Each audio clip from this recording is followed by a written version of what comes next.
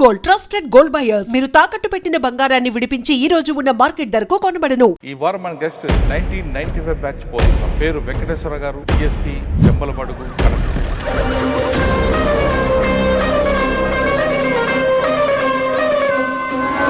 చేసిన 5 నెలల్లో మీకు బాగా గుర్తుండిపోయిన కేసు అని చెప్పండి. సివిల్ మ్యాటర్లో డబ్బులు ఇవ్వలేదని అతన్ని తల పగలగొట్టి వాళ్ళ అమ్మాయిని కిడ్నాప్ చేసుకుని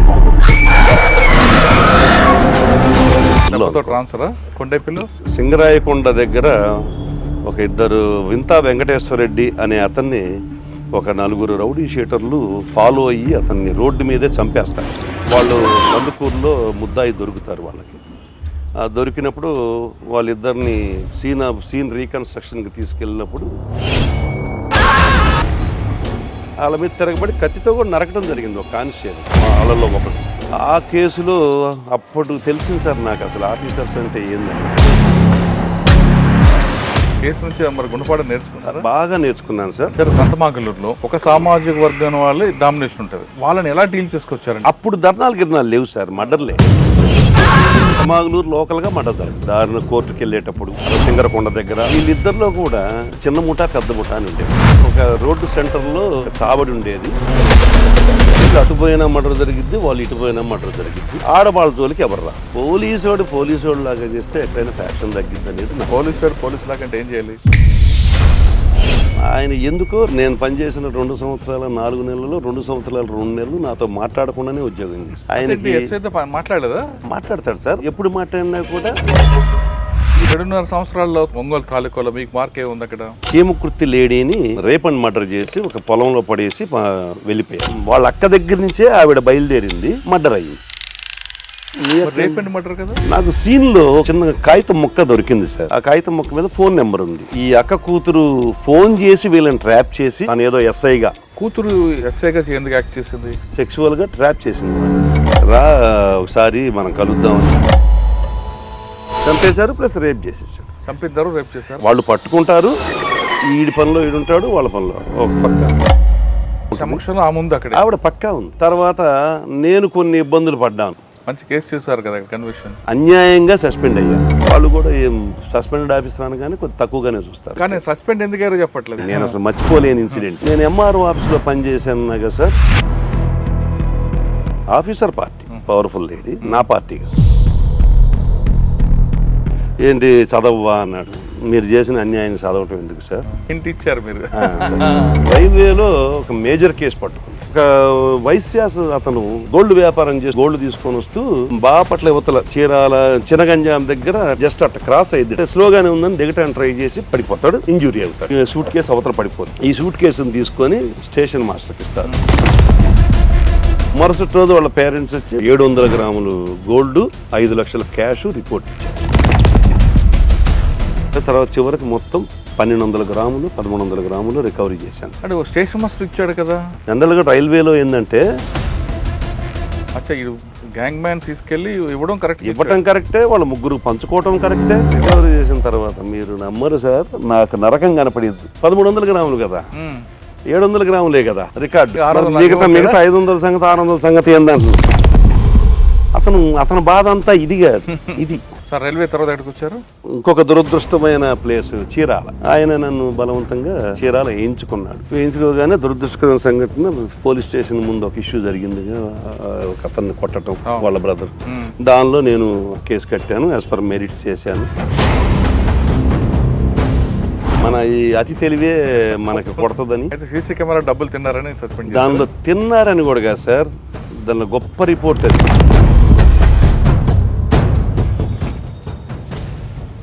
అసలు నేను 2వ సారి చచ్చిపోవాలి. ఒకసారి పొదిల్లో చనిపోవాలి, 2వ సారి చీరాల్లో చనిపోవాలి. Welcome to Crime Diaries. ఈ వారం మన గెస్ట్ 1995 బ్యాచ్ పోలీస్ ఆఫీసర్ పేరు వెంకటేశ్వర గారు, డిఎస్పీ జంబలమడుగు, కడప జిల్లా. జంబలమడుగు అనగానే గతంలో ఫ్యాక్షన్ కనబడేది, కానీ ఇప్పుడు ఫ్యాక్షన్ లేకుండా ఉన్న జంబలమడుగులో క్రైమ్ ఎలాగుంది, జంబలమడుగు ముందు ఎక్కడ పనిచేశారు, అన్నిటికన్నా ముఖ్యంగా కీర్తిశేషులు మంచి ఆఫీసర్ మీ అందరికీ తెలుసు, పృథ్వీనారాయణ గారు. పృథ్వీనారాయణ గారి ప్రియశిష్యుడు ఇప్పుడు మనం ఇంటర్వ్యూ చేస్తున్నాం.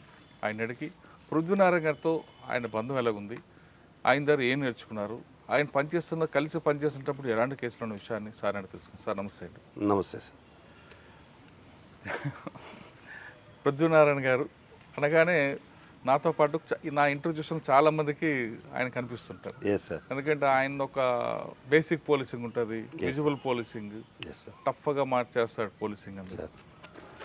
ఆయన ప్రశిష్యుడు మీరు సార్. కాబట్టి ఇంకా మీ దగ్గర ఆయనకి కలిసి పనిచేశారు, ఆయన దగ్గర ఏం నేర్చుకున్నారు సార్? మీరు డిపార్ట్మెంట్కి వచ్చినప్పుడు ఆయన ఉన్నారు కాబట్టి ఇద్దరు కలిసి పనిచేసినప్పుడు ఎలా ఏ విధంగా ఉంటుంది, ఇప్పుడు ఏ విధంగా పోలీసింగ్ ఉంది, ప్లస్ జమ్మలమడుగు అనగానే ఒకప్పుడు ఫ్యాక్షన్, ఇప్పుడు ఫ్యాక్షన్ లేని జమ్మలమడుగులో ఏం వర్క్ ఉంటుంది? ఈ ప్రశ్నలు సమాధానం చెప్పే ముందు వెంకటేశ్వర గారి కుటుంబ నేపథ్యం, పోలీస్ యూనిఫామ్ ఎందుకు వేసుకున్నారు? ముందుగా నమస్కారం సార్. అసలు పృథ్వీనారాయణ గారి శిష్యుడు అనగానే గూస్ బంప్స్ వచ్చేస్తాయి సార్, అందులో డౌటే లేదు. బేసికల్గా మా నాన్నగారు ప్రాసెస్ సర్వర్గా కోర్టులో పనిచేసేవారు సార్. నేను ఆంధ్ర యూనివర్సిటీలో ఎంకామ్ చేసి లా చేస్తుండగా నాకు ఫస్ట్ రెవెన్యూలో ఎంఆర్ఓ ఆఫీస్లో ఏఎస్ఓగా అంటే అసిస్టెంట్ స్టాటిస్టికల్ ఆఫీసర్గా వచ్చింది సార్ ఫస్ట్ జాబ్. అదొక 6.5 years చేశాను సార్. అంటే 89 ఏఎస్ఓని 95 ఆగస్టులో ఈ సబ్ ఇన్స్పెక్టర్ రావడం జరిగింది. సబ్ ఇన్స్పెక్టర్ రావడానికి గల నేపథ్యం ఏంటంటే, నేను రెంటచింతల ఎంఆర్ఓ ఆఫీసులో పనిచేసేటప్పుడు రాఘవరావు గారు అని చెప్పేసి ఒక ఎస్ఐ గారు ఆయన పిస్టల్ పెట్టుకొని పోతుండేవాడు. నేను ఎంఆర్ఓ ఆఫీసులో ఉండి ఆయన చూసి ఇద్దరం షటిల్ ఆడుతుండేవాళ్ళం. రాఘవరావు గారు నేను. ఆయన్ని చూసి ఆయన మంచి నీట్ ఫిట్తో ఉండేవాడు, నేను కూడా ఆయన హైట్ ఈక్వల్గా ఉండేవాడిని. నాకు ఇద్దరు కానిస్టేబుల్స్ ఫ్రెండ్స్ సార్. వాళ్ళిద్దరూ ఉండి, సార్ మీరు హైట్ బాగున్నారు, మీరు ఇదేంటి సార్ మీరు ఎస్ఐ అయితే బాగుంటారు అని చెప్పేసి వాళ్ళు నన్ను ప్రొవోక్ చేసి మేము ముగ్గురము ఎగ్జామ్ రాయటం జరిగింది. బై బ్యాడ్ లక్ మేము ఇద్దరం సెలెక్ట్ అయ్యాము. అందులో ఆ కానిస్టేబుల్ నేను, అతను వెంకటేశ్వర రెడ్డి అని అతను, ఇద్దరము 95లో సెలెక్ట్ అవ్వడం జరిగింది. ఇది ఎస్ఐకి ఉన్న నేపథ్యం. తర్వాత ఎంఆర్ఓ ఆఫీస్లో పనిచేసేటప్పుడు నాకు ఎంఆర్ఓతో ఒక అనీవెన్ రిలేషన్ ఉండేది. నేను ఆంధ్ర యూనివర్సిటీ నుంచి రావటం, పాత తహసీల్దారులు ఇప్పుడు తహసీల్దారులు కాదు సార్, రాత్రి 9-10 దాకా ఉండేవాళ్ళు. మేము ఈవినింగ్ 5 గంటలకి నా ఆఫీస్ అయిపోయిందని నేను బయటికి వెళ్తే నన్ను బస్ స్టాండ్లో ఉంటే పిలిపించేవాడు వెనక్కి, ఎవరిని అడిగి వెళ్ళామని. నేను క్యాజువల్గా 5 తర్వాత మిమ్మల్ని అడగాల్సిన అవసరం లేదు సార్ అని అనేవాడిని. నువ్వు అడిగి వెళ్ళాలంటే నేను అడగను, నా టైమింగ్ 10 to 5, ఈలోపు మీరు రాకపోతే మీరు అడగండి అని అతనితో ఇట్లా అనీవెన్ రిలేషన్షిప్ ఉండేది. లీవు కావాలన్నా కూడా చాలా కష్టంగా ఉండేది. అతన్ని బతిమలాడుకొని లీవ్ తీసుకోవాల్సి వచ్చేది. ఈ నేరేషన్లో నేను అప్పటికీ గ్రూప్ 1 2 times ఇంటర్వ్యూ కూడా పోవటం జరిగింది. నేను సెలెక్ట్ కాల. నేను రెగ్యులర్గా చదువుతూనే ఉన్నాను. కాకతాళీయంగా మా కానిస్టేబుల్స్ ప్రొవోక్ చేసిన దాని మీదట నేను సబ్ ఇన్స్పెక్టర్గా రావడం జరిగింది. వన్స్ సబ్ ఇన్స్పెక్టర్గా సెలెక్ట్ అయిన తర్వాత మా ఫాదర్ నన్ను తిట్టాడు, ఎవడరా నువ్వు ఈ ఉద్యోగం సెలెక్ట్ చేసుకున్నావు, యూజ్లెస్ ఫెలో అని. మా ఫాదర్ ఈవెందో ఈజ్ అటెండర్ క్యాడర్. అదేంటిదన్నా ఇలా ఈ పోస్ట్కి అసలు ఎంతో ఉంది, అలాంటి పోస్ట్ని వద్దంటావు ఏంటంటే, చీచి శవాల మీద డబ్బులు ఏరుకునే పోస్ట్ దానికి వెళ్తావను అని మా ఫాదర్ అంటుంది. అది అయినా సరే వచ్చింది వెళ్తానన్నావు కాబట్టి నీకు కొన్ని చెప్తాను, ఎప్పుడు గుర్తుపెట్టుకో, కింద వాళ్ళని బాగా చూసుకో. నీకు పేరు తెచ్చినా కింద వాళ్ళే, చెడు తెచ్చినా కింద వాళ్ళే, వాళ్ళని బాగా చూసుకో. బికాస్ నన్ను సరిగా చూడట్లేదు వీళ్ళు, ఆయన ఉద్దేశంతో. రెండోది, ఎవరైనా నిన్ను చెప్పాలంటే ఆనందరావు గారు అబ్బాయి అని చెప్పాలి, వెంకటేశ్వరరావు వాళ్ళ నాన్న ఆనందరావు అని చెప్పి చెప్పకూడదు అని. ఎప్పుడు శవాల దగ్గర ఎప్పుడు కూడా చేయజాపమాక. ఈ 3 సిద్ధాంతాలు నేను ప్రూవ్ చేశాను. ఆనందరావు గారు అబ్బాయి అనిపించుకున్నాను. నా కింది స్టాఫ్తో మంచి ఆఫీసర్గా కొనియాడబడ్డాను. ఇది ఫస్ట్ పోస్టింగ్ నాకు అర్ధవీడు ప్రొబేషనరీ సబ్ ఇన్స్పెక్టర్గా నరహరి గారు సార్, మా గురువు గారు. ఆయన మునగాడు ఆఫీసర్, ఇప్పుడు రిటైర్ అయ్యి అడిషనల్ ఎస్పీగా అనంతపూర్లో ఉన్నారు సార్. Very good officer. ఆయన లక్షణాలు, పృథ్వీనారాయణ గారి లక్షణాలు నా దగ్గర మెండుగా ఉంటాయి సార్. ఓకే. అర్ధవీడు తర్వాత డైరెక్ట్ కందుకూరు టౌన్ సార్. అప్పట్లో first sub divisional head quarter posting నాకు ఒక్కడికే ఇచ్చారు మా బ్యాచ్లో. ఓకే. అప్పుడు దివిశివరామ్ గారు ఎమ్మెల్యే గారు, ఆయనకి నాకు టర్మ్స్ బాగాలేకపోవటం వితిన్ 5 monthsలో నేను మళ్ళీ పని చేసిన 5 నెలల్లో మీకు బాగా గుర్తుండిపోయిన కేసు అని చెప్పండి. అక్కడ వాళ్ళ యాక్చువల్గా దివిశివరామ్ గారు వాళ్ళ వదిన గారు కొంతమంది మనుషులతో వచ్చి వాళ్ళు ఒక సివిల్ మ్యాటర్లో డబ్బులు ఇవ్వలేదని ఒక అతని తల పగలగొట్టి వాళ్ళ అమ్మాయిని కిడ్నాప్ చేసుకొని వెళ్తూ ఉంటే మేము ఇంటర్సెప్ట్ చేసి పట్టుకోవడం జరిగింది. పట్టుకొని కేసు కట్టాం, నాన్ బెయిలబుల్. అప్పట్లో విపరీతమైన ప్రెషర్స్ వచ్చినాయి, బట్ ఎక్కడా కూడా ప్రెషర్స్కి లొంగకుండా రిమాండ్ పంపించడం జరిగింది. అది ఒక సెన్సేషనల్ కేసు అని ఆ రోజుల్లో. ఆ దెబ్బతో కొండేపి ట్రాన్స్ఫర్.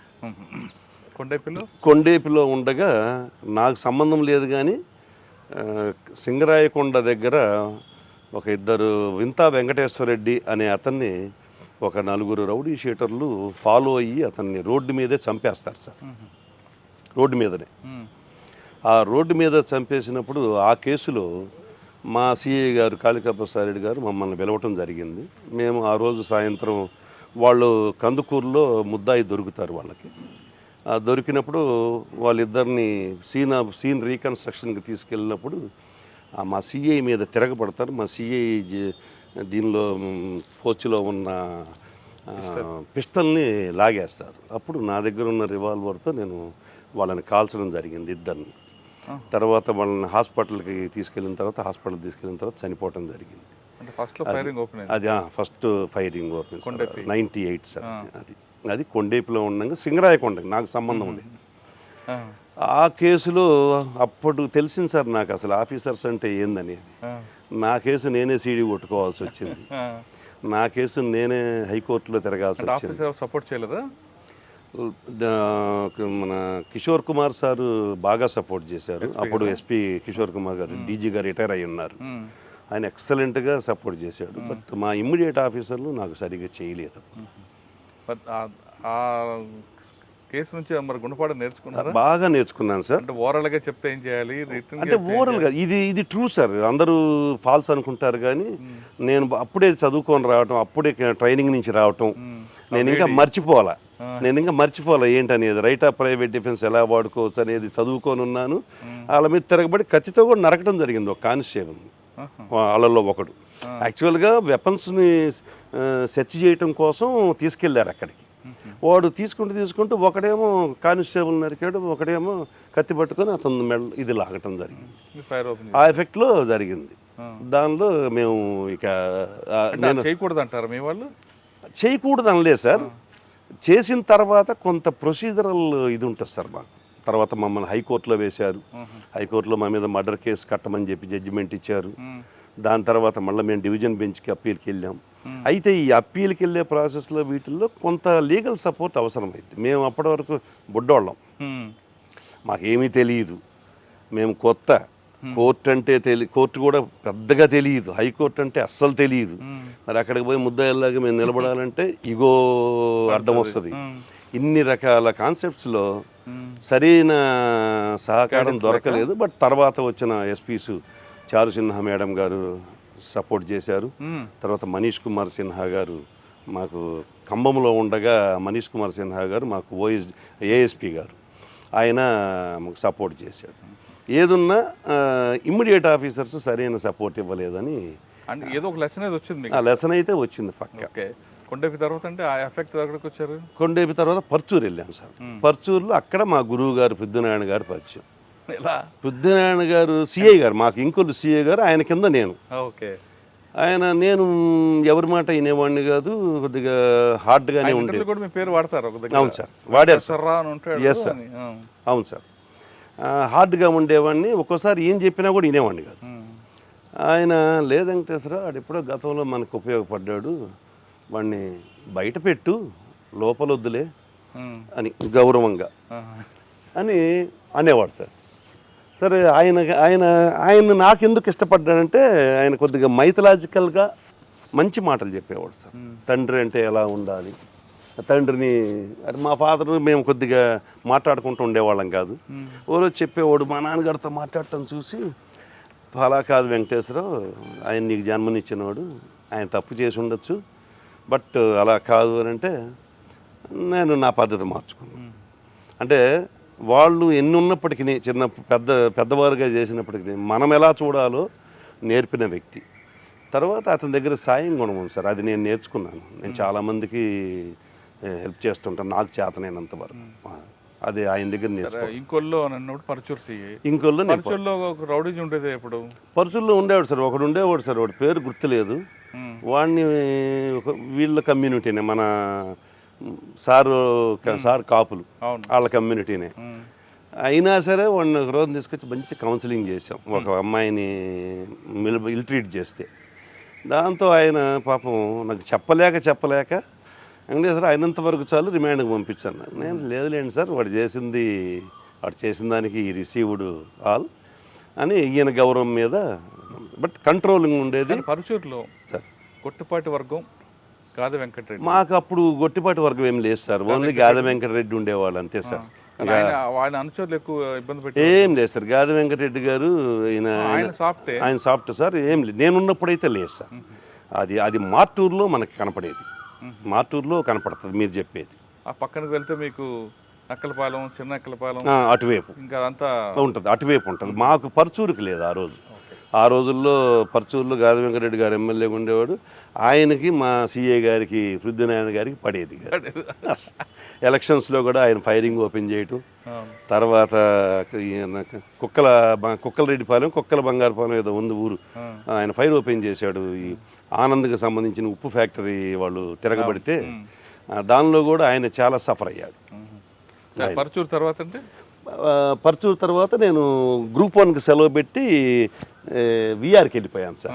విఆర్కి వెళ్ళి మన కిషోర్ కుమార్ గారి దగ్గరే అప్పుడు ఎలక్షన్ జరుగుతుండేది. ఆ ఎలక్షన్కి నేను ఎస్బీఎస్ఐగా ఉండి ఎలక్షన్ ఎస్ఐగా ఉండేవాడిని. ఆయన దగ్గర ఉంటూ ఆయన సీసీగా ఉండేవాడిని ఆల్మోస్ట్. అక్కడి నుంచి అయిపోయిన తర్వాత కిషోర్ కుమార్ గారు ట్రాన్స్ఫర్ అయ్యారు.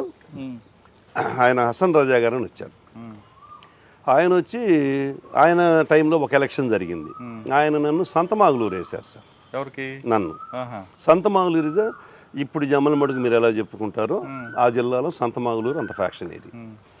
అప్పటికి బాగా మర్డర్లు జరిగి ఉన్నాయి. నేను వెళ్ళేటప్పటికి హసన్ రజా గారు అడిగారు నన్ను, how do you feel about your posting అన్న. అంటే నేను కొద్దిగా ఎస్పీ గారితో బాగా మాట్లాడాను, ఓపెన్గా మా దగ్గర ఏముండేవి కాబట్టి బాగా మాట్లాడాను. మిమ్మల్ని మీకన్నా పొలిటికల్ వాళ్ళని నమ్ముకుంటే బాగుండేదేమో సార్ అన్నాను. లేదు అక్కడ నీలాంటి వాడు అవసరం అందుకని వేశాను. అక్కడ ఫ్యామిలీ ఉండటానికి లేదు, పిల్లలకి చదువు ఉండటానికి స్కూళ్ళు లేవు, చాలా ఇబ్బంది. అది ఒక విధంగా చెప్పాలంటే పనిష్మెంట్ పోస్టింగ్. సరే వెళ్ళాను, 1 year చేశాను. సరే, సంతమాగలూరులో ఒక సామాజిక వర్గం వాళ్ళు డామినేషన్ ఉంటుంది. Yes sir. మరి వాళ్ళని ఎలా డీల్ చేసుకొచ్చారండి? ఏది వచ్చినా పెద్ద రోడ్డు మీద రావడం, ధర్నాలు చేయడం. అప్పుడు ధర్నాలు లేవు సార్, మర్డర్లే. అదే మర్డర్లే. ధర్నాలు ఇక్కడ లోకల్గా మర్డర్ జరగదు సార్. సంతమాగులూరు లోకల్గా మర్డర్ జరగదు. దారిని కోర్టుకు వెళ్ళేటప్పుడు అదే అలా సింగరకొండ దగ్గర అలా ఇలా జరుగుతున్నాయి. వాళ్ళు బేసికల్గా వాళ్ళిద్దరూ, ఒకళ్ళు బలరాం గ్రూపు, ఒకళ్ళు గొట్టిపాటి గ్రూపు. వీళ్ళిద్దరిలో కూడా చిన్న ముఠా పెద్ద ముఠా అని ఉండేవాడు. పెద్ద ముఠా అంటే గొట్టిపాటి వాళ్ళ గ్రూపు, చిన్న ముఠా అంటే బలరాం గ్రూపు. వీళ్ళిద్దరికీ ఫస్ట్ బేసికల్గా ఉన్న తగాదాన్ని ఇప్పుడు మనం చెప్పుకోవడం అనవసరం, కానీ నాకు అది నాది పరిధి కాదు. నేను ఉన్నప్పటికి వెళ్ళేటప్పటికి ఒక రోడ్డు సెంటర్లో ఒక చావడి ఉండేది. ఆ చావడిని నేను పోలీస్ స్టేషన్గా పెట్టుకొని మేము మధ్యలో ఉంటాం. వీళ్ళు అటుపోయినా మర్డర్ జరిగిద్ది, వాళ్ళు ఇటుపోయినా మర్డర్ జరిగిద్ది. ఆడవాళ్ళ జోలికి ఎవరు రారు, ఆడవాళ్ళు ఫ్రీగా తిరుగుతారు. ఇట్లాంటి పొజిషన్లో 1 year చేశాను. ఈ 1 yearలో మేము చేసింది ఏంటంటే ఒకటే సార్, నేను మంచోడినని నేను చెప్పడానికి లేదు, కానీ పోలీసోడు లాగా చేస్తే ఎక్కడైనా ఫ్యాక్షన్ తగ్గిద్ది అనేది నా. పోలీసు లాగా అంటే ఏం చేయాలి? ఉన్నది ఉన్నట్టుగా చేయాలి, ఉన్నది ఉన్నట్టుగా. బేసిక్ ఏం తెలుసు చేయాలి, అది ఉన్నది ఉన్నట్టుగా బేసిక్. అసలు అక్కడ ఏం జరిగిందో అదే చేయాలి. అంటే ఎవరి పక్కన ఉండకుండా చేస్తే, మేము అప్పటికి చిన్న పిల్లోళ్ళం కాబట్టి, కుర్రోళ్ళం కాబట్టి మేము ఉన్నది ఉన్నట్టుగా చేసాం. మాకు అదే ఆ నెక్స్ట్ ఇంకో పోస్టింగ్ రావడానికి కూడా కారణం. ఓకే, దాని ఇంపాక్ట్ ఎక్కడ వచ్చింది?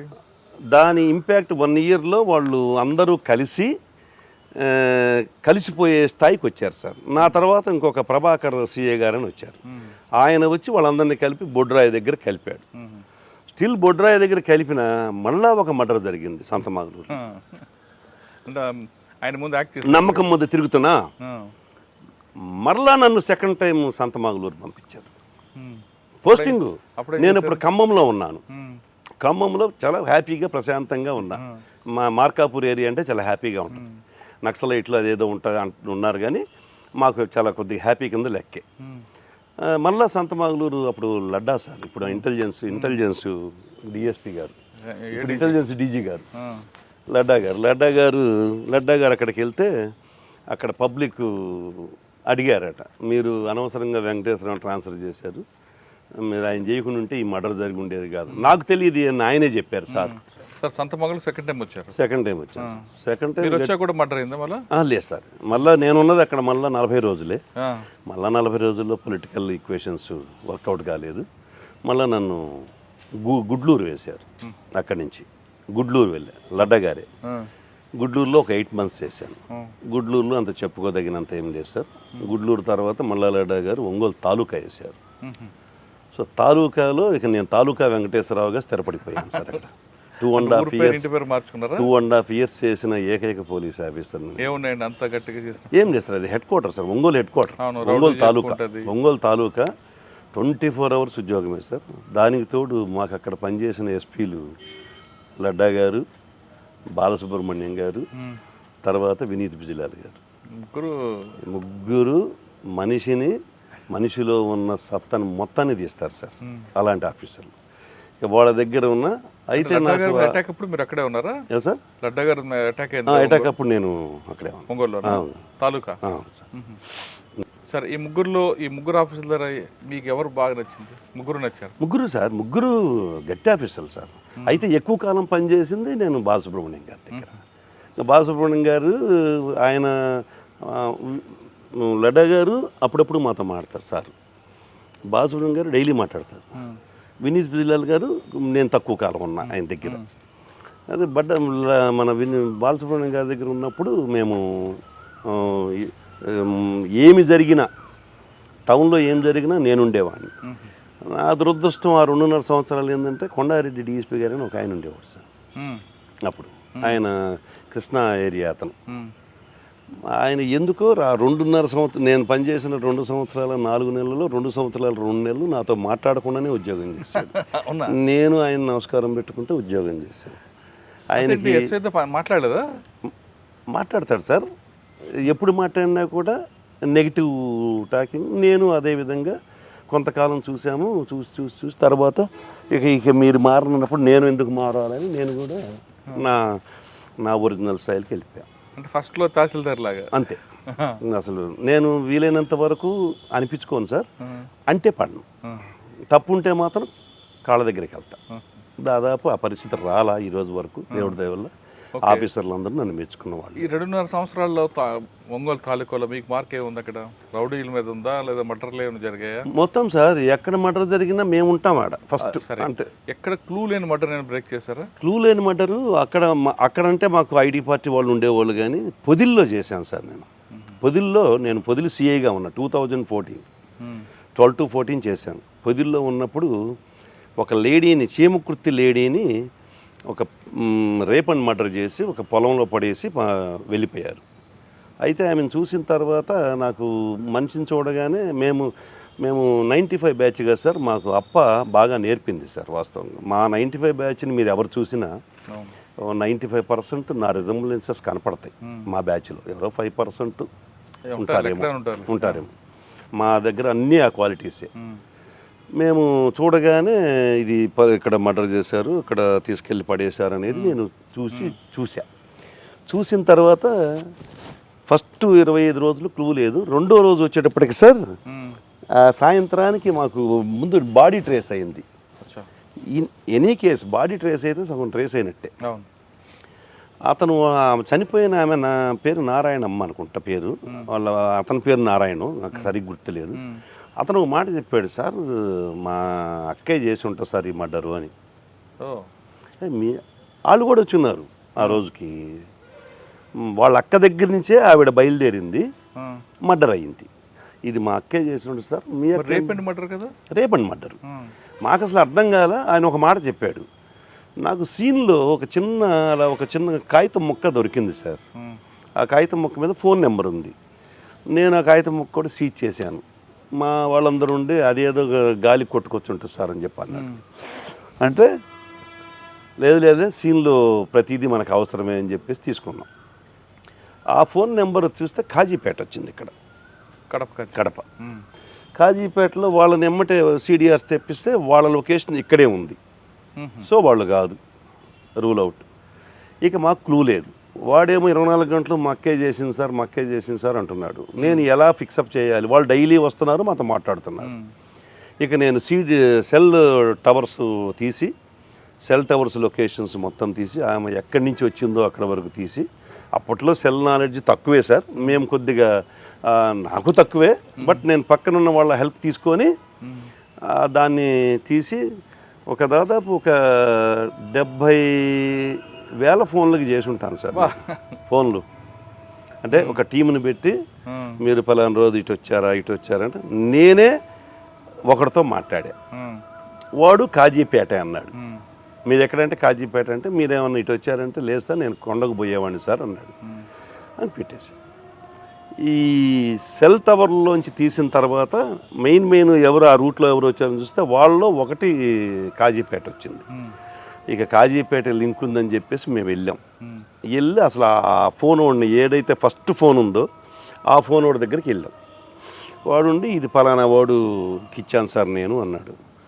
ఏంది సార్ అంటే వాడి కోసం వచ్చారంటే నాకు చెప్పండి సార్ ఏందో అన్నాడు. ఏం లేదు ఈ విధంగా మా దగ్గర జరిగిందంటే సార్ మర్డర్ సంగతి నాకు తెలియదు కానీ సుమోలో అయితే వచ్చిన మాట కరెక్ట్ సార్ అన్నాడు. సుమోలో అయితే వచ్చిన మాట కరెక్ట్ అన్నాడు. ఇక వెళ్ళాం, వాడిని పట్టుకున్నాం. నాకు అసలు తెలియదు అంటాడు. మొత్తం చెప్తే క్లియర్గా అడ్మిట్ అయ్యారు. వాళ్ళ అక్క కూతురు, వాళ్ళ కొడుకు. ఈ అక్క కూతురు ఫోన్ చేసి వీళ్ళని ట్రాప్ చేసి కాజీపేట వాళ్ళని, తను ఏదో ఎస్ఐగా ఫోన్లో ట్రాప్ చేసి, వాడు ఎస్ఐ అనుకోనే వచ్చాడు. సుమోలో బయలుదేరి వచ్చి ఆవిడ్ని అప్పటికే మత్తుమందు కలిపిన డ్రింక్ తాపిచ్చి తీసుకొని వచ్చి 4 నిమిషంలోకి వచ్చి చంపేటప్పుడు 4 పట్టుకుంటారు, వీడు రేప్ చేస్తాడు. ఇలా జరిగింది. అది ఎందుకండి ఆమె ఎందుకు చేసింది? యాక్చువల్గా ఈమె ఎవరైతే చెల్లెలు ఉందో చెల్లెలు ఆమె భర్తని ఇల్లీగల్ కాంట్రాక్ట్తో పెట్టుకుంది. ఎవరు చెల్లెలు? ఇప్పుడు చచ్చిపోయిన ఆవిడకి ఈ అక్క భర్తకి, అంటే ఆమె చెల్లెలే ఈమె భర్తకి ఇల్లీగల్ కాంట్రాక్ట్ ఉంది చనిపోయిన ఆమెతో. అతను ఈమె కోసం చీమకుర్తి వెళ్తూ చీమకుర్తిలో దారిలో యాక్సిడెంట్ అయి చచ్చిపోతాడు. వాళ్ళ ఫ్యామిలీ వీధిని పడింది. అతను కొద్దిగా మంచి పాలిష్డ్గా బతికినోడు పొలిటికల్గా. అతను చనిపోవడంతో వీళ్ళు ఆ కూతురికి కొడుక్కి ఏం వల్లే చనిపోయాడు అనేది పడి మెత్తగా మంచితంగా చనిపోయిన 4 రోజులకి జరిగింది. ఆ కూతురు ఎందుకు మరి తీసుకుందండి? ఎస్ఐగా ఎందుకు యాక్ట్ చేసింది? ఈమె చంపలేదు, ట్రాప్ చేసింది సెక్చువల్గా. అంటే మనం అనకూడదు ఆమెని, సెక్చువల్గా ట్రాప్ చేసింది వాడిని. ఈ కాజీపేట వాడిని ఏదో ఒక ఫోన్ నెంబర్స్ వాళ్ళ ఎవరెవరియో నెంబర్లు దొరికినప్పుడు ఒక నెంబర్ ఆమెకు దొరికింది. ఇక రెగ్యులర్ కాంటాక్ట్ చేస్తూ అతనితోటి నువ్వురా నేను నీకు ఫస్ట్ మర్డర్ అని తెలియదు అతనికి, రా ఒకసారి మనం కలుద్దాం అని చెప్పి పిలిచి నువ్వు 4 తీసుకొచ్చుకో, కొద్దిగా నాకు డబ్బులు ఇవ్వాలి, ఆ డబ్బులు వసూలు చేయాలి కొద్దిగా అని చెప్పేసేసి అని పిలిపిస్తుంది. పిలిపించిన తర్వాత వాళ్ళకి మందు దాపి ఒక 25,000 రూపాయలు డబ్బులు ఇచ్చి చంపిస్తుంది. ఇది case life conviction. Super. Life conviction కోర్టులో. కాజీపేటానికి అక్కడికి వచ్చే వరకు మర్డర్ చేస్తాను తెలియదు, అక్కడికి వచ్చినప్పుడు తెలియదు. కానీ అక్కడికి వచ్చిన తర్వాత 25,000 ఇచ్చి చంపేమని చెబితే చంపేశారు ప్లస్ రేప్ చేసేసాడు. చంపిద్దరు రేప్ చేశారు. వాళ్ళు పట్టుకుంటారు, ఈడి పనిలో ఈడుంటాడు, వాళ్ళ పనిలో ఒక పక్క ఆమెమో చున్నీ పట్టుకుంటాడు. ఆవిడ పక్కా ఉంది, ఆవిడికి లైఫ్, అతనికి లైఫ్, అతనితో పాటు వచ్చిన ఇద్దరికి లైఫ్. సూపర్. అది భలే కేసు. ఆ కేసులో నాకు మనస్తృప్తి ఏంటంటే డిటెక్షన్ కాదు, ఆ సూమో డ్రైవర్ని అప్పుడు రఘురామరెడ్డి ఎస్పీ గారు, మా కుల్ రఘురామరెడ్డి గారు, ఆ డ్రైవర్ని కూడా పెట్టమంటారు సార్. నేనుండి లేదు సార్ అతనికి తెలియదు, అతని వాయిస్ రికార్డు కూడా ఉంది. ఏదో డబ్బులు వసూలు చేసుకోవడానికి వాళ్ళని తీసుకొచ్చి దించిపోయి నీ బాడుగు నీకు ఇస్తానంటే వచ్చాడు. అతను దీనిలో విట్నెస్ సార్, ప్రైమ్ విట్నెస్. అతను బండి ఆడపెట్టి వాళ్ళు పోయి లోపల పోయి చంపుతారు అని ఆయనతో పోట్లాడా. ఆయన ఎట్టి పరిస్థితుల్లో పెట్టాల్సిందే అంటాడు. నేను ఒకరోజు పర్సనల్గా వెళ్ళి ఎవరికైనా ఇచ్చేయండి సార్ ఈ కేసు, నేను పెట్టలేను సార్ అతను అని చెప్పి అడిగాను. ఎందుకంటే నాకు కూడా బాధేస్తుంది. అన్యాయంగా మర్డర్ కేసు, ఏదో చిన్న పెట్టి కేసు అన్నా కూడా తప్పే, కానీ ఎందుకు డ్రైవర్ మీద అంటే డ్రైవర్ ఆయనకేం లేదు, వాడు కూడా ఇన్వాల్వ్ అయింటాడు. కాజీపేట నుంచి వచ్చాడు కదా, వాడు ఎందుకు అంటే మేము ఏదైనా చెబితే ఆఫీసర్స్ ఒక సెకండ్ యాంగిల్లో కూడా చూస్తారు. ఏమన్నా వీడేమన్నా, నేను అది కూడా చెప్పాను సార్, నేను దాని ఓన్లు కాదు సార్, మీరు కావాలంటే ఇంకెవరికన్నా ఇచ్చుకోండి సార్ అంటే లేదు ఇంత ఎందుకు అంటే, లేదు సార్ అతను అన్యాయం చేయడం నాకు ఇష్టం లేదు సార్ అంటే, సరే చివరికి అతని ఎవిడెన్స్ నా ఎవిడెన్స్ మీద వాళ్ళకి లైఫ్ పడింది. అంటే సాటిస్ఫాక్షన్ అది. ఈ డిటెక్షన్ చేయకపోయినా పర్లేదు, కానీ ఒక అన్యాయంగా మనం పంపించలేకపోయి వాడి వల్ల మన కేసు కూడా సక్సెస్ అయింది. సక్సెస్ రేటు మర్డర్ కేసులో రావడం బాగా అరుదు సార్. నాకు దాదాపు 7-8 కేసుల్లో కన్విక్షన్లు వచ్చినాయి సార్. మన గురువు గారి అక్కడ అయిపోయిన తర్వాత నన్ను సంతమాగులు నుంచి లేపినప్పుడు ఈయన ఎస్బీ ఇన్స్పెక్టర్ గారు, అప్పుడు విశ్వజిత్ గారు ఎస్పీ గారు, ఆయన ఎస్బీ ఇన్స్పెక్టర్ అయితే నేను ఆయన దగ్గర మళ్ళీ ఎస్బీఎస్ అయింది. ఆయనే నన్ను 6 నెలల పాటు ఉంచుకున్నాడు. 6 నెలల తర్వాత నన్ను ఖమ్మం పంపించాడు ఎస్పీ గారి చెప్పి. ఖమ్మంకి ఒక మంచి ఎస్పీ కావాలి, ఎస్ఐ కావాలి అని అంటే మన సంఖలో పెట్టుకొని మనం అంతా ఎదుగుతున్నాం సార్, మా వాడు ఉన్నాడు కదా మా ఎస్బీఎస్ఐ అని చెప్పి వేయించాడు. అక్కడి నుంచి మళ్ళీ ఇటు వచ్చేసాం. తర్వాత నాకు ఆయనతో ఇక సంబంధం లేదు, ఎవరితో గురువుగారితో ఎక్కడున్నా మాట్లాడుకుంటా. అతను 70 ఏళ్ల వయసులో టైప్ చేస్తాడు సార్ కంప్యూటర్. ఆయన చేసిన స్పీడ్గా ఇప్పుడున్న కుర్రోళ్ళు చేయలేరు సార్. అంత గొప్ప లక్ష్మీపుత్రుడు సరస్వతీపుత్రుడు. అతనుకున్న ధైర్యము 100 మంది గుండెలతో సమానం సార్. అంత ధైర్యవంతుడు, నాకు మార్గదర్శకుడు. అంటే కేవలం ఇంకోలు ఎస్బీ కంటిన్యూ అయింది. తర్వాత నేను కొన్ని ఇబ్బందులు పడ్డాను. ఆ ఇబ్బందుల్లో ఆయన దగ్గరే ఉండేవాడిని. పోయి ఏం ఇబ్బందులు పడ్డారు? నేను పొదిల్లో ఉండగా సస్పెన్షన్కి గురయ్యాను. ఎందుకు? మంచి కేసు చేశారు కదా కన్విక్షన్. అసలు మేము ఇప్పుడు వాటి గురించి ఎక్కువ మాట్లాడకూడదు సార్. అన్యాయంగా సస్పెండ్ అయ్యాను. సస్పెండ్ అయిన తర్వాత అందరూ కలిసిపోయి, మామూలు ఎవరైనా సస్పెండ్ అయితే పలానా ఆయన దగ్గరికి పోయి సార్ ఏదో సాయం చేయండి సార్ అంటారు. నేను పోలేదు సార్, నేను డైరెక్ట్ డీజీ గారి దగ్గరికి వెళ్ళాను. ఎవరు డీజీ గారు? అప్పుడు మన ప్రసాదరావు గారు, ఉమ్మడి ఆంధ్రప్రదేశ్ ప్రసాదరావు గారి దగ్గరికి వెళ్తే వాళ్ళు కూడా ఏం సస్పెండెడ్ ఆఫీసర్ అనగానే కొద్దిగా తక్కువగానే చూస్తారు. ఎవరినైనా తక్కువగా సగం చచ్చిపోయినట్టే సార్ సస్పెండ్ అండి. అసలు ఆఫీసరు సగం తక్కువగా చూస్తారు సొసైటీలో కూడా. పక్కన పెట్టిన మీ డిపార్ట్మెంట్ ఏదైతే మాత్రం 80% వాళ్ళని చులకగా చూస్తారు. సార్ అక్కడ నాకు యోగానంద్ గారు హైదరాబాద్లో. యోగానంద్ మంచి ఆఫీసర్. నేను ఆయనకి తెలియదు ఫిజికల్గా, కానీ నా పేరు తెలుసు పక్కన ఉన్న వాళ్ళ ద్వారా. నేను సస్పెండ్ అయితే ఆయన అడిగాడంటే వెంకటేశ్వర రాలేదేంది అని. మా గురువు గారు నరహరి గారు అని చెప్పాను కదా, నరహరి గారు ఫోన్ చేసి యోగానంద్ సార్కి ఎందుకు కలవలేదంటే, ఏం కలవమంటారు సార్, తప్పుడు వాడిలాగా నేను పోయి ఏం కలవమంటాను అంటే, లేదు సార్ దగ్గరికి పోను. నేను వెంటనే సార్ దగ్గరికి వెళ్ళాను.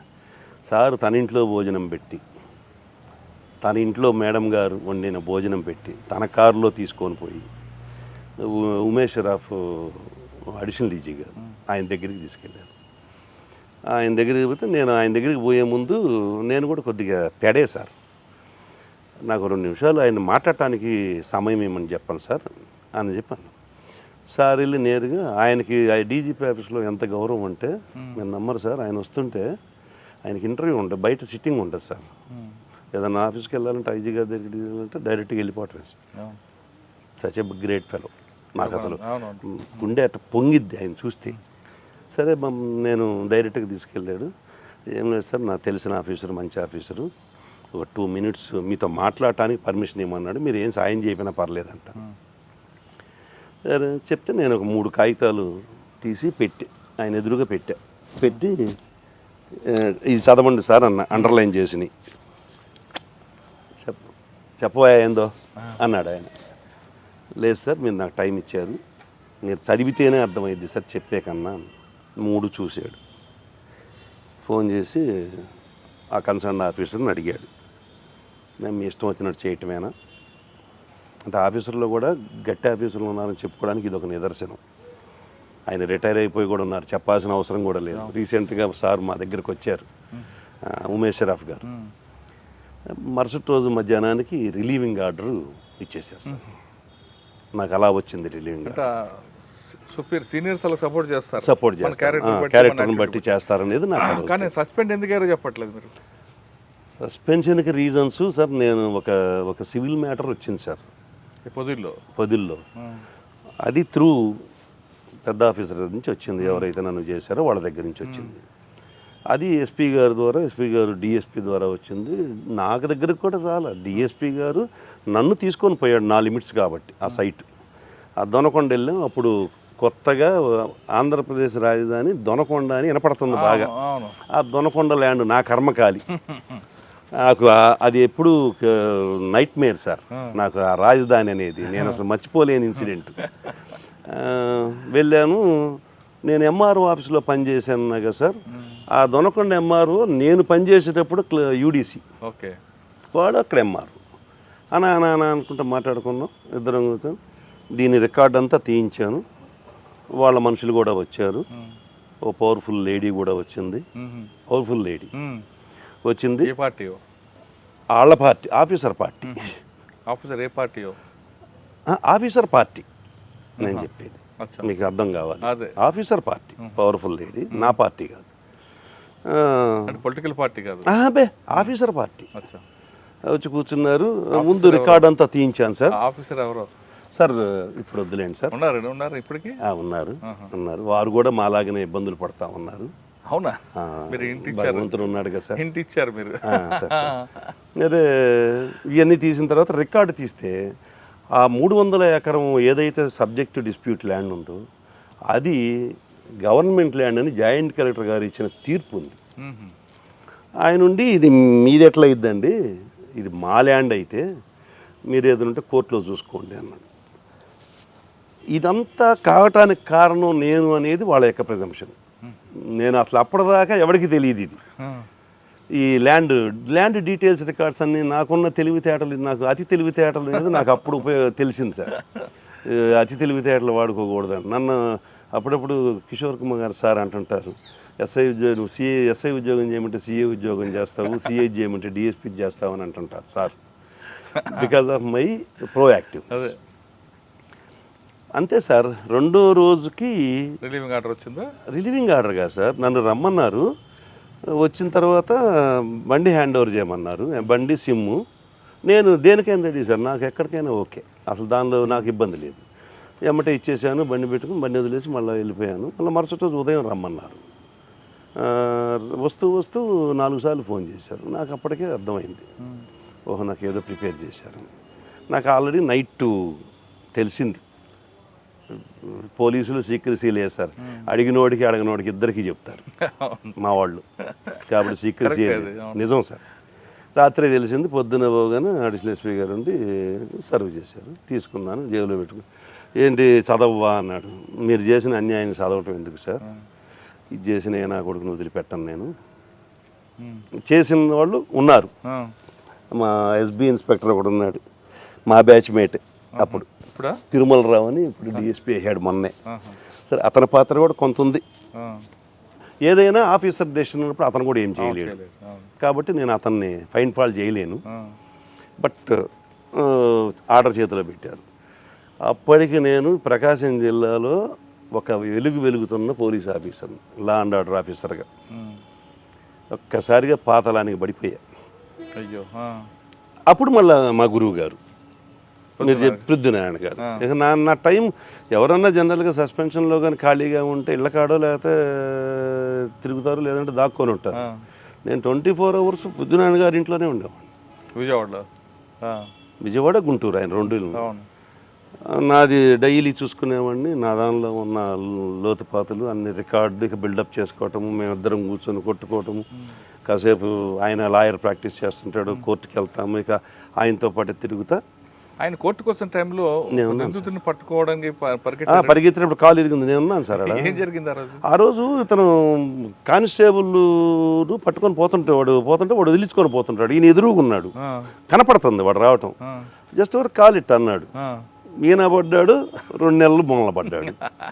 నాకెందుకు వెంకటేశ్వరరావు ఈ వయసులో అంటే, లేదు సార్ మీలో పోలీసు ఉన్నాడు, అందుకే పోలీస్ ఆఫీసర్ చనిపోయేంత వరకు పోలీస్ ఆఫీసర్ సార్, రిటైర్ అయితే పోలీస్ దొరికాడు, తర్వాత దొరికాడు సార్. ఆ రోజుకి దొరకల, తర్వాత దొరికాడు. పట్టుకోవడానికి ప్రయత్నం చేశాడు, కాలు అడ్డం పెట్టాడు సార్. అంటే ఈయనకి ఇతను ఎంత యారోగెంట్ అంటే మన బుద్ధినారాయణ గారు ముందట్ట మాట్లాడతాడు అంతే. ముందు ఏదైనా ఒక లా అండ్ ఆర్డర్ ఇష్యూలో ఫస్ట్ అఫెన్స్ ఇతందే ఉంటుంది, ఇంకా వాళ్ళది ఛాన్స్ ఉండదు. ఒక్కొక్క ఏళ్ళు ఇంత ఉంటుంది సార్ అయింది, కోడితే ముఖం పగిలిపోద్ది, అంత దవడ జారిపోద్ది. మెడ మీద వేస్తుంటాడు కదా, ఇక్కడ వేస్తాడు, దవడ జారిపోతుంటుంది. అయితే తక్కువ ఆయన్ని అట్లనే చూస్తుంటారు అందరికి. ఊరకు తగాదలో వచ్చాడంటే ఇక వెనక వెళ్ళిపోతారు, ముందు బాడీని చూసి వెళ్ళిపోతారు. అవును. తర్వాత రికార్డు బిల్టప్లో కూడా ఆయన తర్వాత ఇస్తారు, అద్భుతమైన రికార్డు సార్. సస్పెండ్ అయిపోయిన తర్వాత ఆయనతో ఉన్నారు, తర్వాత మీకు మళ్ళీ వచ్చింది సార్. మళ్ళా 4 నెలలకే రిలీవ్ అయ్యాను యోగానంద్ గారి ద్వారా. ఇక నేను రైల్వే లూప్లోనే ఇంక సస్పెండెడ్ పోలీస్ ఆఫీసర్లు అంటే ఇక మేము బనికిరాం లా అండ్ ఆర్డర్కి, అది క్లియర్ అయిపోయిన దాకా బనికిరాం. సరే రైల్వేకి వెళ్ళిపోయాం. రైల్వేలో ఒక మేజర్ కేసు పట్టుకున్నాం. అప్పుడు కిషోర్ కుమార్ గారు రైల్వే డీజీ మాకు, ఆయన ఉన్నప్పుడు ఒక రైల్వే చేశారు ఒంగోలు, నాదంతా సర్వీస్ ఒంగోలే సార్, మొత్తం ఒంగోలే. ఒక్క వేమూరు సిఐగా లాస్ట్లో చేశా. ఒక వైశ్యాస్ అతను గోల్డ్ వ్యాపారం చేస్తూ గోల్డ్ తీసుకొని వస్తూ బాపట్ల యువతల చీరాల చినగంజాం దగ్గర జస్ట్ అట్లా క్రాస్ అయ్యిద్ది ట్రైన్, ఇట్లా తిరిగిద్ది. స్లోగా ఉన్నట్టు అనిపిస్తుంది మనకు కూడా. అదే స్లోగానే ఉందని దిగటానికి ట్రై చేసి పడిపోతాడు, ఇంజురీ అవుతాడు. ఈ సూట్ కేసు అవతల పడిపోద్ది. ఆడున్న గన్ మ్యాను ఇంకొకడు ఇద్దరు కలిసి, గన్ మ్యాన్ కాదు గ్యాంగ్ మ్యాన్, వాళ్ళిద్దరూ ఈ సూట్ కేసుని తీసుకొని స్టేషన్ మాస్టర్కి ఇస్తారు. స్టేషన్ మాస్టర్ లోపల పెట్టమంటాడు. ఇతన్ని హాస్పిటల్కి చీరాలు తీసుకెళ్తారు. ఇతను చనిపోతాడు. అయ్యో. వీళ్ళు దీని గురించి చెప్పరు. మరుసటి రోజు వాళ్ళ పేరెంట్స్ వచ్చి మా వాడిని ఇట్లా పోయిందని దాదాపు 700 గ్రాములు గోల్డ్, 5 లక్షల క్యాష్ రిపోర్ట్ ఇచ్చారు. మేము మా దగ్గర అప్పుడు రమేష్ బాబు అని ఒక డిఎస్పీ ఉండేవాడు, రైల్వే డిఎస్పీ నెల్లూరు. ఆయన దాన్ని మర్డర్ చేయి అని చెప్పి మర్డర్ కేసు చేసిందా ఊరుకోలే. ఎంత చెప్పినా ఏం సరే వాళ్ళతో ఇప్పటికే తగాదాలు పెట్టుకుని ఉన్నా, మళ్ళీ ఈయనతో కూడా ఏం తగాదు, రైల్వేలో కూడా ఏం తగాద పెట్టుకున్నానని నేను తీనాటు ఆల్టర్ చేశాను. చివరికి పట్టుకున్నాం. ఒక 15-20 రోజుల తర్వాత పట్టుకున్నాం. అది కూడా త్రూ ఓన్లీ లైజన్.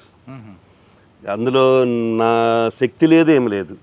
ఒక అడ్వకేట్ నాకు మంచి ఫ్రెండ్, అడ్వకేట్ ఫోన్ చేసి అడిగాడు, ఏందన్నా అంత లేదంటున్నాయి బంగారం, 700 లేదంటున్నాయి అన్నాడు.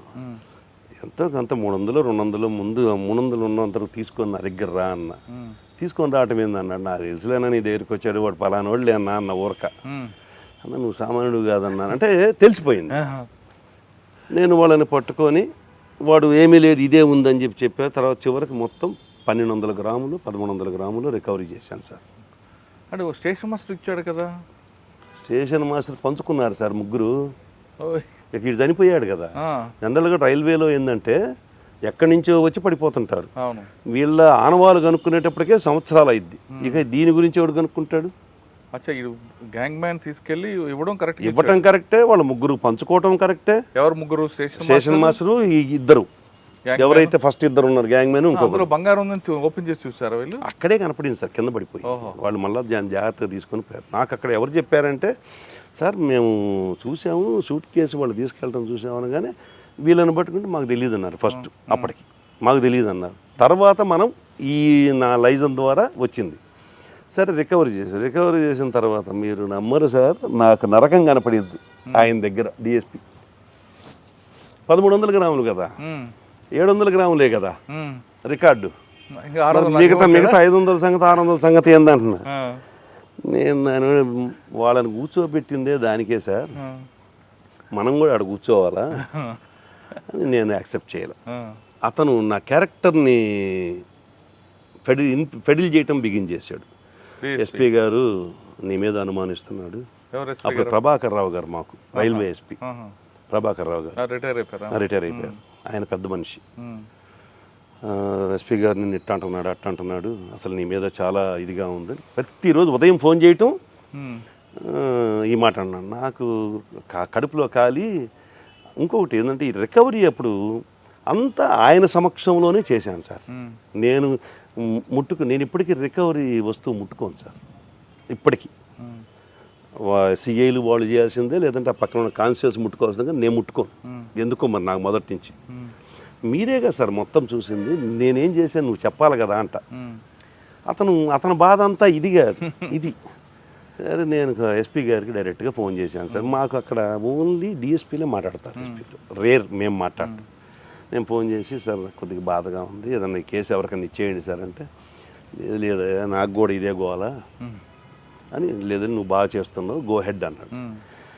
తర్వాత ఇక నేను అతన్ని అన్న మాటలు అసలు వర్ణించరాని సార్, వర్ణించరాని. నాకు చిన్నప్పటి నుంచి వచ్చినవన్నీ వాడేసా, అన్ని వాడేసా, ఒకే లాంగ్వేజ్ వాడా, నాకు వచ్చిన లాంగ్వేజ్. అసలు ఒకటి కాదు సార్, ఎందుకంటే నా క్యారెక్టర్ని బ్యాడ్ చేసి నా బాధ అది.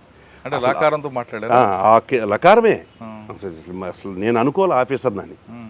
కానీ తప్పు కదండి, డిసిప్లిన్ డిపార్ట్మెంట్ తిట్టకూడదు కదా సార్.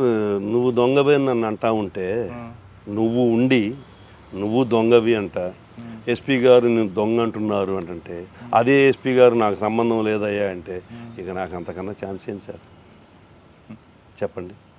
ఇది చాలా మందికి రాదు అవకాశం, దేవుడు నాకు కల్పించాడు. నేను అంటే మీ గురుగారు కూడా అదే, మా గురుగారు కూడా అదే, మా గురుగారు మర్యాదగా మాడతాడు, నేను ఆ రోజు మర్యాద తప్పే. మీ గురుగారు ఒక సీనియర్ కొట్టాడుగా మరి. అయినా సరే నేను నా బాధ అది కదా సార్. సరే వీళ్ళిద్దరిని అరెస్ట్ చేశారా? ఎవరిద్దరిని? స్టేషన్ మాస్టర్ని మొత్తాన్ని అరెస్ట్ చేసి రిమాండ్ పంపించాం సార్. ఆ టైంలోనే అది దాదాపు 50 లక్షల వర్త్ సార్.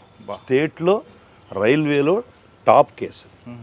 సార్ అక్కడ ఒక బంగారం తీసుకెళ్తున్నారని రైల్వే కానిస్టేబుల్ వీళ్ళందరూ ఒక గ్యాంగ్ ఫామ్ అయి అది కావాలి సార్, అది జరిగింది, అది కావాలి. ఒక అడిషనల్ ఎస్పీ గారు సస్పెండ్ అయ్యారు, అది కావాలి. మీది కాదు, నాది కాదు, అది కావాలి. కేసు ఐడియా ఉందా? ఐడియా ఉంది నాకు. ఆయన అదేంటంటే మన మార్కాపూర్ ఓఎస్డి గారి దగ్గర గన్మెన్లు ఉంటారు. వీళ్ళిద్దరు కావల్లో ఎక్కువ ఉంటుంటారు, వాళ్ళ నేటివ్ కావల్లో ఒకరిని ఫాలో అయ్యారు. ఏది బంగారం వ్యాపారిని, వాడు డబ్బు తీసుకెళ్తుంటాడు. అతన్ని ట్రైన్లో వీళ్ళు ఇంటర్సెప్ట్ చేసి పోలీసులు అని చెప్పేసి అది తీసుకొని వెళ్తారు, గన్ చూపించి. వాళ్ళు మళ్ళీ దిగి ఒకసాట పారిపోతుంటే వెంటనే తెలిసిపోద్ది. అప్పుడు కావలి సిఐ వాళ్ళందరూ వీళ్ళందరినీ స్పాట్లోనే పట్టుకుంటారు. పట్టుకుంటే అప్పుడు అడిషనల్ ఎస్పీ గారు ఆఫీసర్కి ఫోన్ చేస్తాడు. ఫోన్ చేసి వాళ్ళ గన్ మ్యాన్ కదా అన్నట్టు కదా అన్నమాట. తర్వాత he was also fixed as an accused and he was also sent to remand. అది జరిగింది, అది నాకు తెలిసింది సార్. రైల్వే తర్వాత ఎక్కడికి వచ్చారు? రైల్వే నుంచి మళ్ళా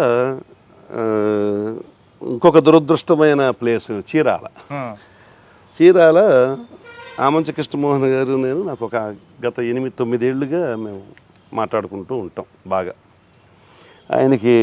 ఆయన అంటే కొద్దిగా నేను పాజిటివ్గానే ఉండేవాడిని, ఆయన నన్ను పాజిటివ్గానే చూసేవాడు. ఆయన నన్ను బలవంతంగా చీరాల వేయించుకోగానే దురదృష్టకరమైన సంఘటన, పోలీస్ స్టేషన్ ముందు ఒక ఇష్యూ జరిగిందిగా, ఒక అతన్ని కొట్టడం వాళ్ళ బ్రదర్. దానిలో నేను కేసు కట్టాను, యాజ్ పర్ మెరిట్స్ చేశాను. తర్వాత ఈయనకెందుకో నేను నచ్చల, ఆయనకు అనుకూలంగా జరగట్ల. నేను అప్పటికి ఒకసారి చెప్పా, సార్ నేను వెళ్ళిపోతాను, మీరేమన్నా వేసుకోండి అని. లేదు మీరు ఉండాల్సిందే, మీరు స్ట్రైట్ ఫార్వర్డ్ అన్నంత మాట ఇదిగా లేకుండా. తర్వాత again I was kept under suspension for second time. ఏ ఇష్యూలో? అదే సీసీ కెమెరాలు, చీరాలలో సీసీ కెమెరాలు పెట్టి సీసీ కెమెరాలతో ఉద్యోగం చేసేవాడిని నేను. పబ్లిక్ 35 కెమెరాలు, సుమారు 7-8 లక్షల రూపాయలు పబ్లిక్ డైరెక్ట్గా సీసీ కెమెరాల కంపెనీలకే డబ్బులు పంపించేటట్టు చేసి టౌన్లో అరేంజ్ చేశారు. అప్పటికి ఈ సీసీ కెమెరా కల్చర్ రాలా ఇంకా. నేను ఫస్ట్ అది చెప్పాను కదా సార్, మన ఈ అతి తెలివే మనకు కొడుతుందని. అయితే సీసీ కెమెరా డబ్బులు తిన్నారని సస్పెండ్ దానిలో తిన్నారని కూడా కాదు సార్, దానిలో గొప్ప రిపోర్ట్ అది. ఒక అతన్ని పీటీజెడ్ కెమెరాలు 4 అడుగుతా, ఒక్కొక్కటి ఈచ్ కాస్ట్ 75,000, అంటే 3 లక్షలు. ఈ 3 లక్షలు నేను అడుగుతాను, ఆయన ఇస్తానన్నాడు, ఆయన కొన్నాడు, కానీ మాకు ఇవ్వాల. నేను మళ్ళీ ఆయన అడగల. ఈ 3 లక్షల రూపాయల కెమెరాలు ఈ గొడవంతా సద్దుమణిగిన తర్వాత నేను అమ్ముకొని 3 లక్షలు గెయిన్ ఇవ్వాలనేది రిపోర్ట్. అసలు నేను రెండోసారి చచ్చిపోవాలా, ఒకసారి పొదిల్లో చనిపోవాలా, రెండోసారి చీరాల్లో చనిపోవాలా. అదృష్టవశాత్తు నా సర్కిల్ కానీ పబ్లిక్ కానీ నా మీద ఆ ముద్ర నమ్మలేదు కాబట్టి నేను సొసైటీలో చాలా హ్యాపీగా గడిపా. అప్పుడెవరు మీకు కాపాడారు రెండోసారి? నన్ను నేనే కాపాడుకున్నా, మా గురువు గారు కాపాడారు పొద్దున్న సెకండ్ టైం. అంతే, ఉద్యోగి గారు మేమిద్దరం ఇంకెందుకంటే నాకు ఒకసారి ఎక్స్పీరియన్స్ వచ్చేసింది కదా. రెండోసారి నేను ఇక మళ్ళీ పోయి నన్ను రిలీవ్ చేయమని అడిగేది లేదు, నాదంతా పేపరే సార్. పోవటాలు అడుక్కోవటాలు లేవు, ఎందుకంటే మీరే చేసి మిమ్మల్ని నేనేం అడుక్కునేని, మీరు చేశారు. నేను మిమ్మల్ని దగ్గరికి వచ్చి ఎన్ని అడుక్కుంటే మాత్రం ఉపయోగం ఏముంది? పై వాళ్ళేమో దొంగలాగా చూస్తారు నన్ను. సరే, రెండోసారి సస్పెండ్ అయ్యారు, మళ్ళీ ఎప్పుడు రిలీవ్ అయ్యారు? 6 నెలల తర్వాత. 6 నెలల తర్వాత నన్ను రిలీవ్ చేసి మళ్ళీ విఆర్ ఒక 7-8 నెలలు ఉంటాం. తర్వాత కందుకూరు నేను ప్రిఫర్ చేశాం, ఎందుకంటే దీనిలో ఉండి మళ్ళీ మెయిన్ లేనికి రాకపోతే సొసైటీ మర్చిపోద్ది సార్, మమ్మల్ని ఖచ్చితంగా మర్చిపోద్ది. అదే నేను సరే అప్పుడేదో కందుకూరు ఎమ్మెల్యే గారు నన్ను ప్రిఫర్ చేశారు, ఆయన ఏదో అడిగారు. నేను వెళ్తే గోపాలరావు గారు రిటైర్ అయి ఉన్నారు, పెద్ద మనిషి, పెద్ద ఆయన. తెలుసు. ఇప్పటికే 2 ఏదో పనులు చేసావు, 3వ ఏదో పని చేయడానికి నిన్ను పంపాలా అన్నారు. తప్పు కదా సార్ అంటే, అయితే మీరు నన్ను ఎదవనని డిసైడ్ చేశారా సార్, ఇంకా మీకెందుకు సార్ చెప్పుకోవటం, నమస్కారం అని వెనక్కి తిరిగా. ఏం చెప్తావేంది అన్న. 2 నిమిషాలు టైం ఇస్తే చెప్తాను సార్ అన్న. చెప్పు ఏం చెబుతావు అని. మళ్ళీ నా దగ్గర ఎప్పుడు రికార్డు ఉంటుంది సార్, చెప్పా కదా, రికార్డు ఇచ్చా. ఈ 3 చదివితే మీకు అర్థమైంది సార్ అన్న. ఆయనకి ఇచ్చినట్టే. ఏముంటుందంటే ఇందులో అన్నాడు. చూడండి సార్, చదివాడు, ఇదేంటి అన్నాడు. అందులో ఏం లేదు సార్, ఆ రిపోర్ట్లో నేను మీకు ఆల్రెడీ నా మీద ఒక అనానిమస్ పిటిషన్ వచ్చింది, అది పెట్టింది ఎవడైతే మా బ్యాచ్మేట్ ఉన్నాడో వాడే పెట్టింది, తిరుమల అని చెప్పాను, అతను పెట్టించింది. అది తెలుసు మాకు.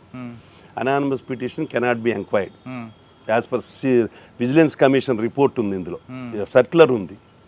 దాని మీద ఆల్రెడీ మా డిఎస్పీ, దర్శి డిఎస్పీ ఎంక్వైరీ చేసి నాట్ ప్రూవ్డ్ అని చెప్పి రాసింది.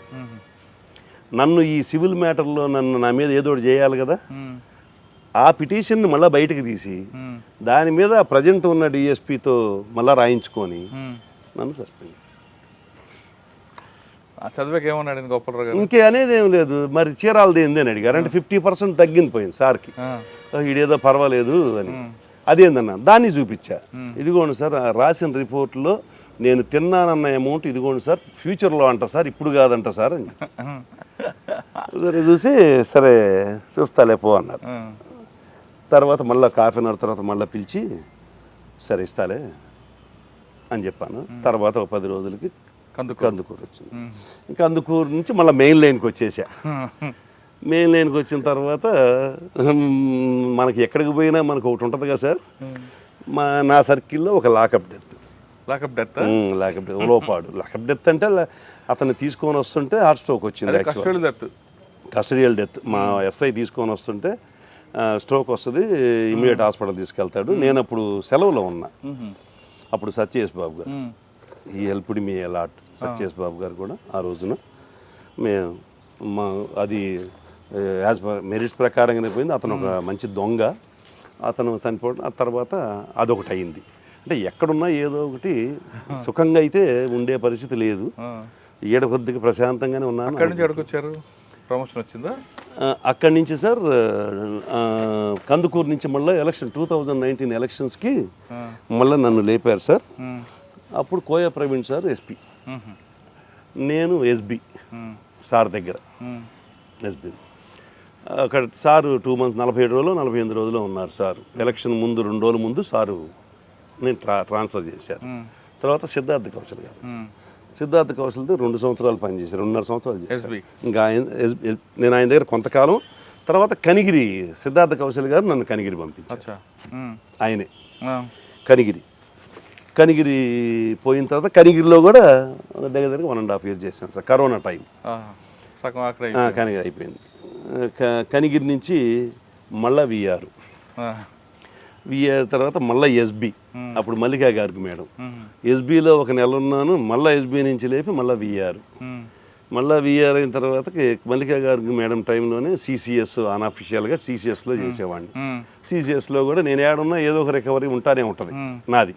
అంత మేజర్ రికవరీలు కాదు కానీ కొద్దిగా గట్టిగానే పట్టుకునేవాడిని దొంగల్ని. అక్కడి నుంచి అయిపోయిన తర్వాత సిసిఎస్ అయిపోయిన తర్వాత డిటీసీకి శాలరీ పోస్ట్ కావాలిగా, డిటీసీ సార్, డిటీసీకి వెళ్ళి ఒంగోలు డిటీసీ కొన్నాళ్ళు అయిన తర్వాత నెల్లూరు డిటీసీలో ఒక 8 నెలలు చేశాను. 8 నెలలు అయిపోయిన తర్వాత అక్కడి నుంచి మళ్ళీ ఒంగోలు డిటీసీలో 1 నెల ఉన్నాను. వేమూరు సిఐగా వెళ్ళా. వేమూరు సిఐగా గుంటూరు జిల్లా, అప్పుడు బాపట్ల జిల్లా కింద. అప్పుడు ఒకుల్ జిందాల్ ఎస్పీ గారు, ఆయన ఈజ్ అ నైస్ మ్యాన్. అక్కడికి వెళ్ళాను. అక్కడి నుంచి ఇక November 23rd నాకు డిఎస్పీ ప్రమోషన్ వచ్చింది. యాక్చువల్గా 2014లో రావాలి నాకు డిఎస్పీ ప్రమోషన్. 2023 November వచ్చింది. ఓకే. డిఎస్పీ రాగానే vigilance, Ongole vigilance sir. Okay. Ongole విజిలెన్స్లో 1 year చేశా. ఆ తర్వాత మళ్ళీ ఇక్కడికి వచ్చాను సార్. మొత్తం మీద లెక్కేసుకుంటే 42-43 ఉంటాయి సార్ పోస్ట్. అయితే major portion 99% officers posting sir. ఇది 1-2 పొలిటికల్. సార్ ఇక్కడికి వచ్చేసరికి ఎన్ని సంవత్సరం అవుతుందా? సంవత్సరంన్నర అవుతుంది సార్. ఫ్యాక్షన్ ఒకప్పుడు సార్, మీరు వచ్చేసరికి మొత్తం లేనా ముందే పోయింది అంటున్నారు. Yes sir. ఇక్కడ ఏముంది, క్రైమ్ ఏముంది ఇక్కడ ముందు? ఛాలెంజ్ ఇక్కడ ఓన్లీ ఏం లేదు, ఇక్కడ క్రైమ్ ఏం లేదు సార్. ఇక్కడ యాక్చువల్గా మాకు ఇది ఆర్టీపీపీ అని రాయలసీమ థర్మల్ పవర్ ప్లాంట్ ఉండేది. ఆ ఫ్లై యాష్ ఇష్యూ వచ్చింది మాకు బిట్వీన్ తాడిపత్రి వర్సెస్ జమ్మలమడుగు. అది సార్ట్ అవుట్ అయిపోయింది.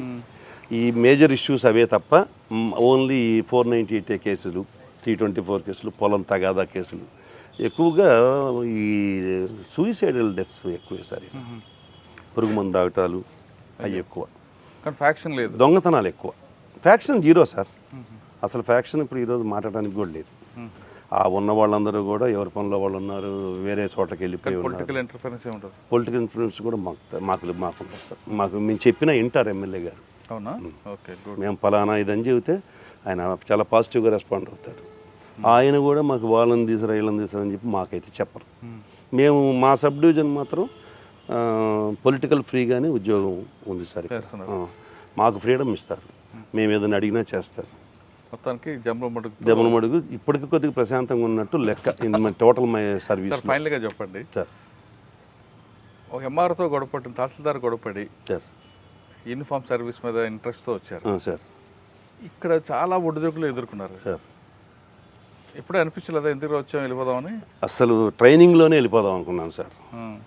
ట్రైనింగే మమ్మల్ని హింస పెడతారు. ట్రైనింగ్ అంటే అది వేరు, అసలు వేరు. హింస పెడతారు కాబట్టి మధ్యలో నేను 98లో అనుకున్నాను సార్. నేను రిజైన్ చేయలే నా ఏఎస్ఓ పోస్ట్కి, లీన్ మీద వచ్చా. 98కి మా ఆవిడ కొద్దిగా అడిగింది, అవసరమా మనకి ఈ రప్చర్ అని, ఈ రప్చర్ అవసరమా అని అడిగింది. అంటే లేదు, క్యాడర్ పోస్ట్ కాబట్టి కొద్దిగా మనం పడాల్సిందే, వాళ్ళని తప్పదు.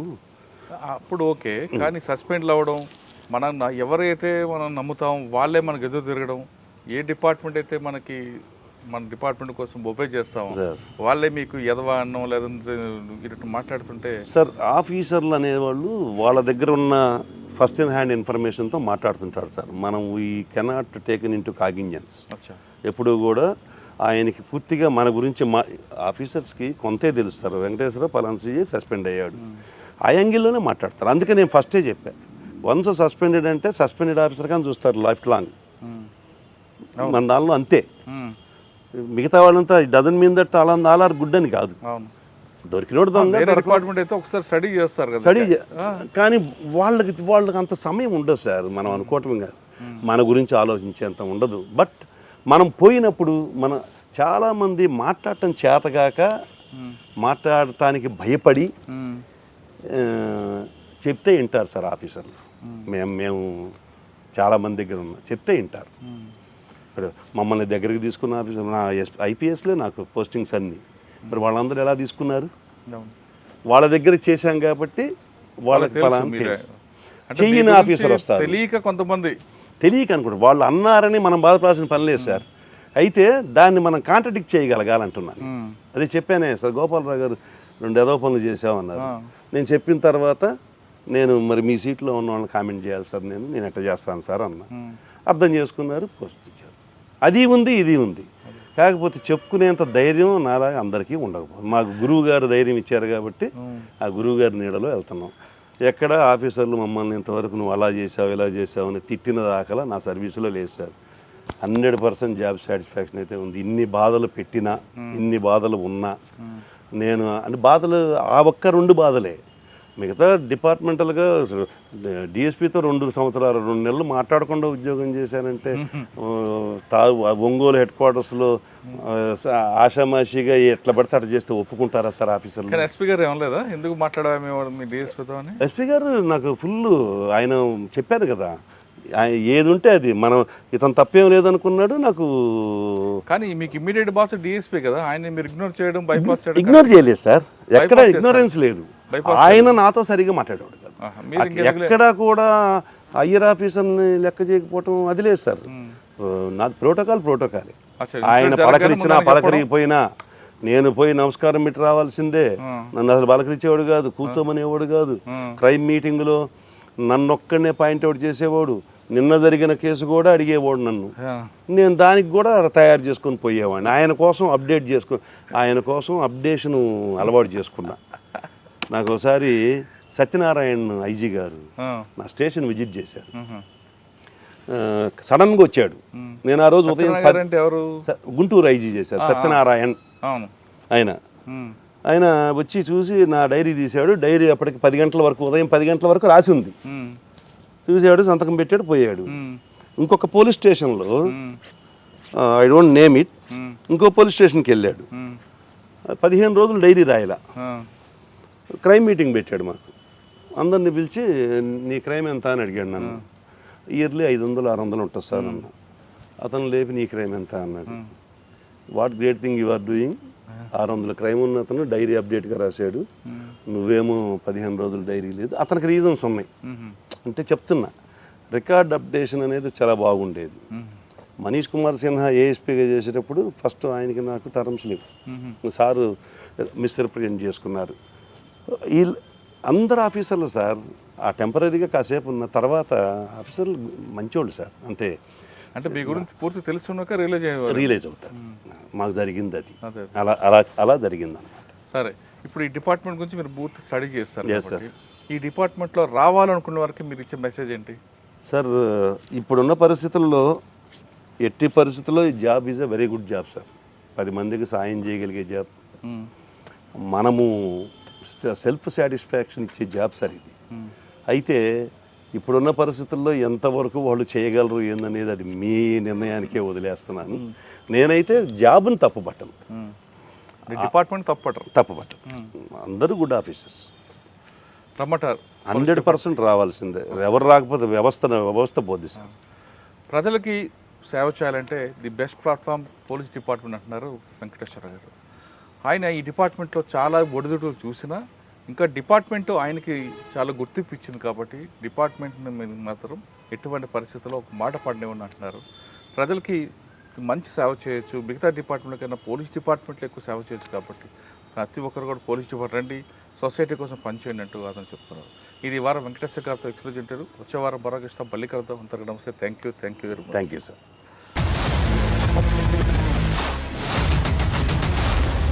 I deem this police diaries is something very, very valuable towards that. I must really appreciate Murali, your insights. I Dreams founder and CEO Chinna Vasudev Reddy Gartoni,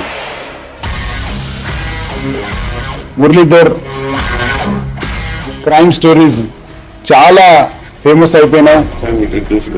Gautam Sawang గారు, Satyanarayana sir. Good.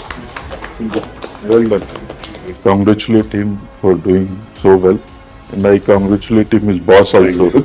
So well.